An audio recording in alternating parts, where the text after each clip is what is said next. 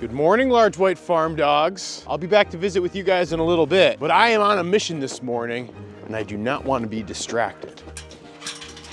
Good morning, ladies. I'm looking for baby B. Yeah, Amanda, I'm looking for your daughter. Have you seen her? Today, I'm going to convince my youngest calf, baby B, or Beatrix Potter, which is her full name, to let me brush her. She's let me get in there sporadically, but today I really want to put in the work and see how comfortable I can get her with me and see if she really does let me do a lot of brushing with her. Because her mom has arguably been one of my more skittish Highland cows, but I want to see if today I can get her comfortable with me. And speak of the devil, she just walked right up to me. Hey, baby B, how's it going, sweetie?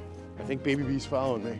Oh, baby B, you got some kick in you this morning. So it looks like Belinda Carlisle here, who's actually about a year older than baby B, is coming up to me first. Belinda does not like to be brushed, so I'm not sure she's gonna let me brush her. I also want to be very careful. This can be a little dangerous at times. Okay, Belinda, you gonna let me brush you? Is that a no? I can just get like one quick swipe in on her. Then she runs away. Baby B, come here. Part of the challenge I have is like getting the other cattle away from her. Audrey, who's my boss cow, she'll push baby B away. But just the other day, I actually had a moment with her where she was letting me do some brushing. Here she comes over again. Take a couple treats, drop them on the ground. There we go. Good baby B. Yeah, she's letting me do it. What do you think? I'm pretty satisfied with this. All right, I'm gonna go do the rest of my chores and I'll be back for you and some more brushing later.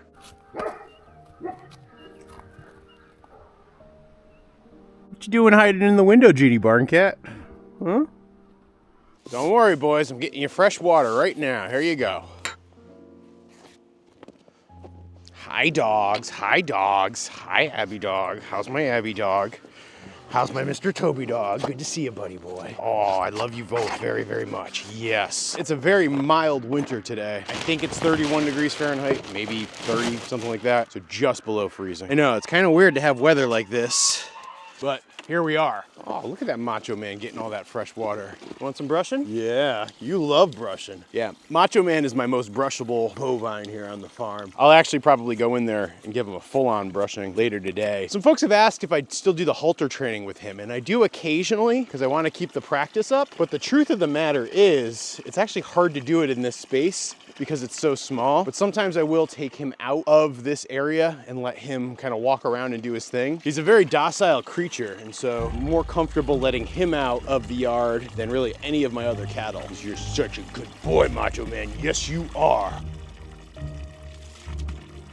Macho Man, are you trying to knock away my hose? Don't get into mischief, my friend. Getting a fresh gulp of water there, huh, baby B? Well, I'll be back to work with you a little bit more later. Yeah, you're becoming such a sweetheart. This is really good to see.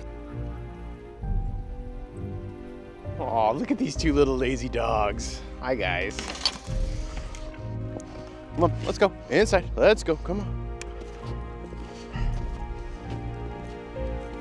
So in my experience, the real trick for teaching your cattle to let you brush them has been patience and like slow exposure, like really working hard to get them comfortable with me and my presence, and just like to be able to get them to take treats out of my hand. Like all of those things help in starting that brushing process. And then just slowly getting in there and exposing the cattle to you and getting them comfortable with you and getting them comfortable with the brush. That has most definitely been the biggest game changer for me. You know, when I first started working with the cattle and trying to get them to let me brush, I like was doing this video series where like every day for, I don't know, it was like 100 some odd days, I would try to brush them. And it really was where I was like trying to chase them and pursue them and try to catch them with the brush. And really a couple of my cattle mentors actually told me I was being stupid and doing the wrong thing. And once they showed me some tricks to getting the cattle comfortable with me and the brushing, that's when everything changed. Now, it's not to say that I can brush all of my cattle at this point. I've got Macho Man, I've got Ariel the cow, who was the first cow who let me brush her. Baby B now I'd really consider as a calf who lets me brush her. Joey Ramone, my steer, he'll let me brush him. And then honestly, that's pretty much it. Everybody else is still a little bit too skittish. I'm gonna guess that in the not too distant future, Baby B's mom, Amanda Hugginkiss, is gonna start to let me brush her too. And I'm pretty sure Belinda Carlisle is gonna let me brush her. But some of my older cows like Audrey or Annabelle or Anne of Green Gables, I don't think they're ever gonna let me brush them. Now, would you dogs please don't pee on this straw? I wanna at least have it clean when I bring it in. All right, you guys ready to greet your birds? Let's go. Huh?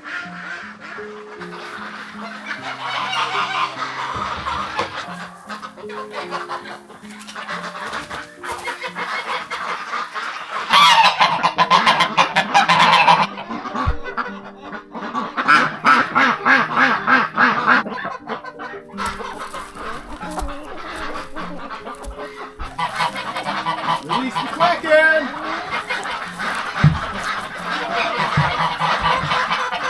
Alright, that's interesting.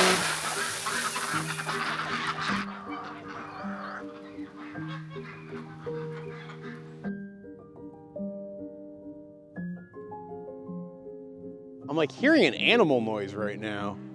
I can't tell if it's a bird or like a raccoon. Like if it's a bird, it's totally normal. If it's a raccoon, it's out right now making a lot of noise like that. It's a cause for alarm because that can mean like rabies or like an injured animal or something. That's not normal and that's not okay. Both Abby dog and Toby dog seem to be on high alert right now. And I hear it coming from like out around there somewhere. I think I see a bird over there. But if it was a raccoon, I would definitely go on high alert and try to track it down because it's a risk for the farm. And also, it's just like being a good wildlife steward, it's important to just, you know, watch out for the wildlife, right? Excuse me, birds.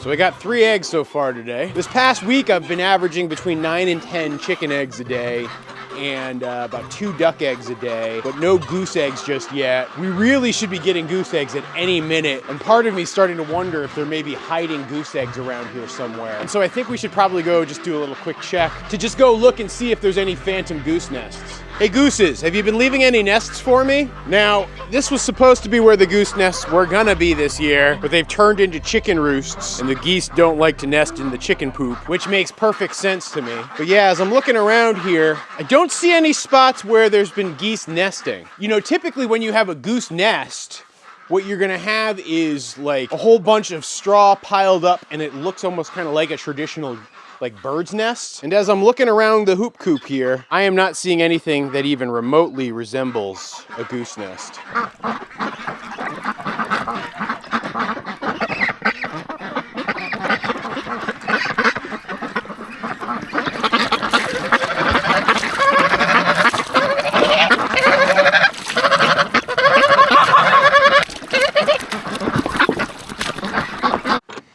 Rise and grind, weirdos. Hey, Carmen. First one out this morning, huh? Get you guys some food. I'll bet. You're always the first one to get in there. But Carmen, you're becoming as docile as all of the other weird chickens. That's good to see. Mr. Frizzle, you were a very good rooster. Yeah, these are the only chickens I can like regularly pet. I could probably brush them if that even remotely made sense, but their feathers don't need brushing. Hey, Lavender, I think you're the only one who won't let me pet her. Yeah. Everybody else is pretty chill. I'm actually surprised by Carmen, but she was always like my most docile regular chicken, so maybe it's not that shocking. Okay, Abby, we're gonna let you come in and have a little quiet time with the weird chickens. Is that okay? Don't step on them. I know, you want petting too. Yeah, you're like a weird chicken, just a little bit bigger. You're being a very good girl. We're gonna sneak up around the back and check in with the cattle now. All right, let's see if we can get these gals to get out of here so I can get a little private time with Baby B. Amanda, you don't want to leave us alone? Okay. I mean, she is your daughter after all. Give you a reward. There we go. Just let me brush you. There we go. Just like that. I gotta admit, it's hard to do the camera and the brushing and beware of the other cattle. You've got to be like really careful. Oh, that's the stuff right there. Such a good baby bee. That's what we like to see. So see how she's now just kind of chill and docile, even if you can't get a good look at her because I can't move the camera while I'm brushing. Oop, I even got like a little matted piece of fur off of her. You're being so good, baby bee. Here, I'm gonna give you another treat. Right here. Look, you want another treat? Yeah, see? Some of this matted fur right off of her. There we go. Look at that, she's liberated. It's so good if you can actually convince your cattle to let you brush them. You're a good baby bee. So yes, I feel like it's fair to say it's official that Baby B is brush trained. The next stage of this is gonna be getting her comfortable with being brushed without even having to be enticed with treats. Like I wanna make her want it, much like I have Macho Man, who's happy just to be brushed. I don't even use treats with him all that much because I don't need to. I can just use the brush as his incentive. And quite frankly, it's actually easier and safer to do that. Now, one question I do get about the treats I use. So they're actually alfalfa cubes. You can get them at pretty much any like animal feed store. Like they're used for horses, they're used for cattle. You can use them for goats, I think, sheep, like anybody. Ariel, how are you doing? You're still looking very pregnant, but you got some hay on you. I don't even know how this ended up here. I'm sure some of the other cows would like to eat it. But yeah, Ariel's my OG cow who lets me brush her. She is such a sweetheart. Oh, that was a start, Amanda. Yeah, you're not afraid of that. Yeah, no reason to be afraid of it. Another tip is you don't usually want to start on their heads. The side of the body is usually much preferable for them. There we go, see? That's what we like out of our baby bee. Yeah, that's the stuff. Audrey now sees baby bee getting treats and she gets a little jealous, even though Audrey really doesn't like me brushing her. And I've tried very hard over the years.